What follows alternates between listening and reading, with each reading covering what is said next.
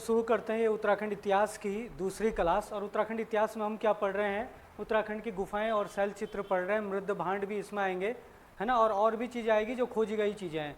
तो हमने जो पहली वीडियो थी उसमें हमने अल्मोड़ा के गुफाएं और शैल चित्र पढ़े हैं, जो सबसे ज़्यादा क्या कहते हैं होते भी हैं, अल्मोड़ा में ही सबसे ज़्यादा है। इसके अलावा हम अब और जिलों के शैल चित्र और गुफाएं पढ़ेंगे जो उत्तराखंड में है, और उसके अलावा और भी चीज़ें जो आती है उसको आज ही कवर करेंगे दूसरी वीडियो में, है ना। जो हमने पहली वीडियो नहीं देखी है तो डिस्क्रिप्शन में मैं लिंक डाल दूंगा, तो दूसरी वीडियो आप डिस्क्रिप्शन में जाके आप दूसरी वीडियो देख सकते हो, इससे पहले वाली वीडियो देख सकते हो।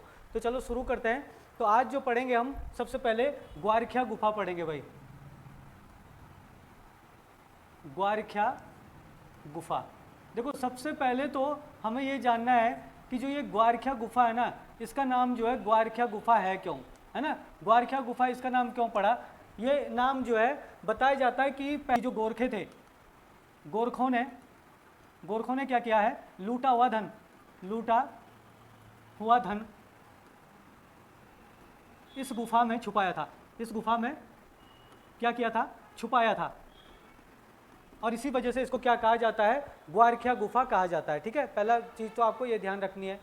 अब देखो महत्वपूर्ण चीज़ें क्या है इसमें ग्वारख्या गुफा के लिए, कि सबसे पहली बात कि इसकी खोज किसने की थी, है ना। जो इसकी खोज की थी, खोज कब की थी और किसने की थी, तो याद रखना, आप पूछेगा पेपर में, राकेश भट्ट ने इसकी खोज की थी 1993 में। 1993 में ग्वारख्या गुफा की खोज हुई थी, और किसने की थी, राकेश भट्ट ने की थी। ये यहाँ पे एक डुंगरी गांव पड़ता भाई, हो सकता है ऐसे लिख दे डुंगरी गांव, है ना, और कहीं कहीं पे ऐसे भी हो सकता है लिखा हुआ डुंगरी गांव, है ना। तो जो ये डुंगरी गांव है ये कहाँ पे पड़ता है, चमोली में पड़ता है। डुंगरी गांव कहाँ पड़ता है, चमोली में। तो ये गुफा ग्वारख्या गुफा कहाँ पे है, चमोली में है। और चमोली में भी किस स्थान पर है, डुंगरी गांव में है। और डुंगरी गांव ये कहाँ, ये इसका अगर एरिया देखा जाए तो अलकनंदा, याद रखना, अलकनंदा नदी घाटी क्षेत्र में पड़ता है। इस क्षेत्र में पड़ता है, अलकनंदा नदी घाटी क्षेत्र में स्थित है ये क्या, डुंगरी गांव, जहाँ पे ग्वारख्या गुफा प्राप्त हुई है। इस गुफा से टोटल 41 आकृतियां प्राप्त हुई है भाई। कितनी आकृतियां प्राप्त हुई है, 41 आकृतियां प्राप्त हुई है। इन आकृतियों में 33 आकृतियां किसकी है, मानव की है ना। और 8 आकृतियां आप ये बोल सकते हो पशुओं या जानवरों की है। 8 आकृतियां किसकी, पशुओं या जानवरों की है। और टोटल कितनी है, 41 आकृतियां हैं। पशुओं की आकृतियां हैं या जानवरों की आकृतियां हैं, ये बकरी नुमा है। बकरी नुमा का मतलब है कि जैसे बकरी की आकृति होती है, बकरी के जैसे आकृति वाले पशुओं की या जानवरों को दर्शाया गया है। लेकिन अगर मानव की आकृतियां देखोगे तो मानव की आकृतियां कैसी है, त्रिशूल नुमा है। तो ये भी आपको ध्यान रखना है, पॉइंट बहुत इंपॉर्टेंट है, वेरी वेरी इंपॉर्टेंट पॉइंट है भाई, कि मानव की आकृतियां किस प्रकार की है ग्वारख्या गुफा में। तो मानव की आकृतियां त्रिशूल नुमा है, और क्या कहते हैं पशुओं की और जानवरों की जो आकृतियां वो बकरी नुमा है। अब त्रिशूल नुमा आकृति आप देखो जरा, त्रिशूल कैसे होता है, त्रिशूल की सिंपल सी आकृति ऐसी है, तो इस तरीके से मानव को दर्शाया गया। तो ऐसे करके ये त्रिशूल नुमा आकृतियां इस तरीके से बनाई गई है ना। और बाकी बकरी के जैसे 4 पैर होता है, पूंछ होती है छोटी सी, इस तरीके से बकरी नुमा पशुओं को इसमें दर्शाया गया है ना। मानव को कैसा दर्शाया गया है, कि जो मानव की आकृतियां हैं, मानव, है ना, मानव की जो आकृतियां हैं, मानव की आकृतियों को कैसे दिखाया गया है, खास करके पशुओं को हाँकते हुए। तो ये भी प्रश्न आएगा आपके पास कि जो मानव की आकृतियां वो किस टाइप की है, तो त्रिशूल नुमा आकृतियां हैं, और किस तरीके से दिखाई गई है, तो मानव की जो आकृतियां उनको पशुओं को हाँकते हुए, जैसे बताते हैं पशुओं को भगाते हैं, तो पशुओं को हाँकते हुए क्या कहते हैं, मानव की आकृतियों को इसमें दर्शाया गया है। तो आप लोग ये जान सकते हो, ये बता सकते हो कि इसमें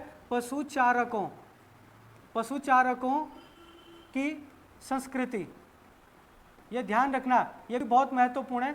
पशुचारकों की संस्कृति को प्रदर्शित किया गया है। तो एग्जाम में प्रश्न आएगा कि किस गुफा में पशुचारकों की संस्कृति को प्रदर्शित किया गया है, तो ग्वारख्या गुफा में पशुचारकों की संस्कृति को क्या किया गया है, प्रदर्शित किया गया है। चित्र बनाए गए ना, इसमें ध्यान रखना कि धारदार, धारदार, ठीक है ना, कैसी चट्टानें हैं, धारदार चट्टानें हैं, धारदार चट्टानें हैं। और धारदार चट्टानें किस रंग की है, पीले रंग की।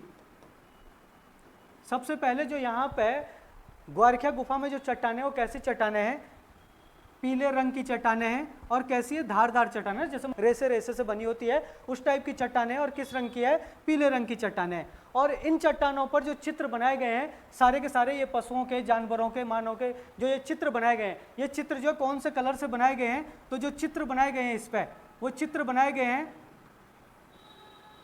लाल और गुलाबी। याद रखना, लाल और गुलाबी, लाल और गुलाबी रंग के जो है इसमें जो है चित्र बनाए गए हैं। भाई चट्टान, जो चट्टानें हैं आपकी ग्वारखा गुफा में, उन चट्टानों का रंग तो है पीला, लेकिन उन पीले रंग की धारदार चट्टानों पर क्या किया गया है, लाल और गुलाबी रंगों से क्या किए गए हैं, चित्र बनाए गए हैं, जो बहुत ही महत्वपूर्ण है। तो यहाँ पे पूछेगा कि जो चट्टानें हैं क्या कहते हैं ग्वारखा गुफा में, तो लोग कंफ्यूज होते हैं, लाल और गुलाबी रंग की चट्टानें बोल देते हैं। नहीं, लाल और गुलाबी रंग की चट्टानें पीले रंग की चट्टानें हैं। और पूछेगा कि किस रंग, कौन सा रंग जो है, किस रंग से चित्र बनाए गए हैं, तो जो चित्र बनाने के लिए रंगों का प्रयोग किया गया वो है लाल और गुलाबी। तो इसको आपको ध्यान रखना है। हम देखें तो ये जो गुफाएं हैं ये क्या कहते हैं, लाखों उड़ियार से, लाखों उड़ियार, लाखों उड़ियार से, लाखों उड़ियार से अधिक चमकीली है भाई, अधिक चमकीली है। हो सकता है ये भी पूछ ले, तो इसको भी ध्यान रखना कि जो आपकी क्या है ग्वारखिया गुफा है वो लाखों गुफा से अधिक चमकीली है। और एक लास्ट पॉइंट याद रखना कि अगर कला की दृष्टि से या चित्रकला की दृष्टि से देखा जाए, मतलब प्राचीन काल की चित्रकला की दृष्टि से देखा जाए, तो ये जो है सबसे सुंदर, सबसे सुंदर कला आकृति, कला आकृति वाले, कला आकृति वाली क्या है, वाले या वाली गुफाएं हैं, गुफाएं या फिर क्या है, शैल चित्र है। तो ये चीज़ भी आपको ध्यान रखना है भाई, बहुत ही महत्वपूर्ण है। एग्जाम में आते हैं यहाँ से प्रश्न, और बिल्कुल जो पॉइंट मैंने आपको बताया एक एक करके पॉइंट वाइज जो बताया, आप इसी तरीके से इसको ध्यान रखना भाई, इससे बाहर एग्जाम में प्रश्न जाएगा। अगली गुफा देखते हैं जरा, है किमिनी गांव शैल चित्र।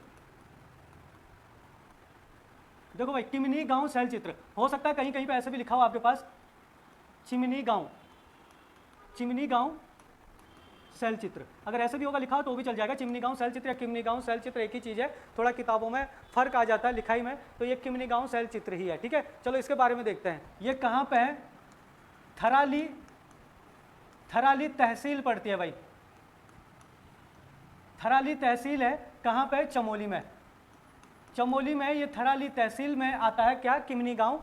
और आप लोगों ने नदी का नाम सुना होगा, पिंडर नदी का, तो ये जो है पिंडर नदी घाटी में स्थित है। कहाँ पे है, पिंडर नदी घाटी, नदी घाटी में स्थित है। और किमिनी गांव शैल चित्र कहाँ पे, चमोली के थराली तहसील में, चमोली का थराली बोल देगा, और नदी का नाम लेगा तो क्या है, पिंडर नदी के किनारे, पिंडर नदी घाटी में स्थित है। के शैल चित्र, पशुओं के शैल चित्र के साथ, पशुओं के शैल चित्र के साथ जो है यहाँ पे क्या है, हथियार, पशुओं के शैल चित्र के साथ हथियार भी, क्या, हथियारों के चित्र भी प्राप्त हुए हैं, है ना। तो ये आपको ध्यान रखना है कि किस गुफा से पशुओं के शैल चित्र के साथ साथ जो है हथियारों के चित्र भी प्राप्त हुए हैं, तो किमिनी गांव शैल चित्र से ये प्राप्त हुए हैं। अगर हम इसका रंग देखें तो इसके रंग में आपको ध्यान रखना है, यहाँ पे जो है इन चित्रों में हल्के सफ़ेद रंग का प्रयोग किया गया है भाई, हल्के सफ़ेद रंग का यहाँ पे क्या किया गया है, प्रयोग किया गया है। तो किमिनी गांव शैल चित्र से आपको इतनी बातें याद रखना, किमिनी गांव या चिमनी गांव शैल चित्र जो है कहाँ पे, थराली तहसील में, चमोली में, पिंडर नदी घाटी में स्थित है। और पशुओं के शैल चित्र और हथियारों के चित्र जो यहाँ से प्राप्त हुआ, जिनमें किसका, जो किस रंग से बनाए गए हैं, हल्के सफ़ेद रंग से बनाए गए हैं। आप लोग हुडली गाँव शैल चित्र, है ना, हुडली गाँव शैल चित्र। वैसे ये क्या कहते हैं, हुडोली है ना, हुडोली गांव शैल चित्र, हुडोली गांव शैल चित्र। लेकिन आपको किताबों में जो है ये हुडली ही दिखेगा, लेकिन आप जो है ध्यान रख सकते हो ये हुडली और हुडोली जो है एक ही है ना। सबसे पहली बात कि ये है कहाँ पे, तो आप लोगों को ध्यान देना है कि ये जो है पुरोला मार्ग पर है भाई, पुरोला मार्ग पर है, पुरोला मार्ग पर है। और कहाँ पे पड़ता है, उत्तरकाशी जिले में पड़ता है, उत्तरकाशी जिले में पड़ता है, ये हुडोली गांव शैल चित्र है ना, उत्तरकाशी जिले में पड़ता है। और नदी की बात करेगा तो वैसे तो कमल नदी के किनारे हैं, कमल नदी के किनारे हैं, लेकिन कहीं कहीं पे जो है यमुना नदी भी लिखा रहता है, यमुना नदी है ना, कहीं कहीं पे जो है कमल नदी के साथ साथ जो है या कमल नदी के अलावा यमुना नदी भी लिखा होता है। वैसे ये एग्जैक्ट अगर मैं बात करूं तो हुडोली जो है आपका कमल नदी के किनारे ही बसा हुआ है। अगर यमुना नदी की बात करें तो यमुना नदी वहां से लगभग नहीं तो 20-30 किलोमीटर जो है पीछे है, नौगांव की तरफ आप जा सकते हो, तो वहाँ पे यमुना नदी है, इसलिए ज़्यादा दूर भी नहीं है यमुना नदी वहाँ से, तो इसलिए यमुना नदी के किनारे भी बोल देता है, क्योंकि ज़्यादा फेमस नदी यमुना नदी है, तो यमुना नदी के नज़दीक में है ये, ठीक है ना। तो यमुना घाटी भी बोल देते हैं उसको, यमुना वैली भी बोल देते हैं उस क्षेत्र को, तो इसलिए इसको इतना ध्यान रखना आप लोग। शैल चित्र है ना, इनमें जो रंगों का प्रयोग किया गया है ये बहुत पूछा जाता है पेपर में, किन रंगों का प्रयोग किया गया है, नीले रंग, है ना। हुडोली शैल चित्र में किन रंगों का प्रयोग किया गया है, तो नीले रंग का प्रयोग जो है इसमें किया गया है। और है ना शंख लिपि, तो शंख लिपि में यहाँ पे क्या है, चित्र बने हुए हैं। अगर आप जो है रंगों की बात करेंगे तो हुडोली में किस रंग से चित्र बनाए गए हैं, नीले रंग से चित्र बनाए गए हैं। लिपि की बात करें तो किस लिपि में चित्र बनाए गए हैं, तो शंख लिपि में चित्र बनाए गए हैं। लेकिन ये शंख लिपि जो अभी तक इसको जो है पढ़ा नहीं जा सका, इसको जो अभी तक क्या है पढ़ा नहीं जा सका, ठीक है। विद्वान इसे जो है 1400, है ना, अधिकतर विद्वान क्या मानते हैं इन्हें कि 1400 से 2100 वर्ष पुराने मानते हैं, वर्ष पुराने मानते हैं कि ये जो चित्र है वो 1400 से 2100 वर्ष पुराने हैं। लेकिन यही बात जो है सबसे पहले किसने कही थी, तो आपको याद रखना, यशोधर मठपाल, यशोधर मठपाल। तो आपके पास जो ये प्रश्न इस तरीके से बन सकता है कि यशोधर मठपाल के अनुसार हुडोली गांव शैल चित्र जो है कितने पुराने हैं, तो 1400 से 2100 वर्ष पुराने, या 1400 से 2100 वर्ष पुराने जो है कहाँ के शैल चित्र बताए जाते हैं, तो हुडोली गांव शैल चित्र किस लिपि में चित्र बनाए गए हैं, तो शंख लिपि में। रंग क्या है, नीले रंग का वहां पे प्रयोग किया गया है। किस नदी के किनारे है, कमल नदी है, यमुना नदी के किनारे है, और पुरोला मार्ग पर स्थित है, यानी कि बिल्कुल एकदम हुडोली जो है पुरोला के ही नजदीक है, ठीक है। तो ये आपका हुडोली गांव शैल चित्र जो उत्तरकाशी जिले में स्थित है।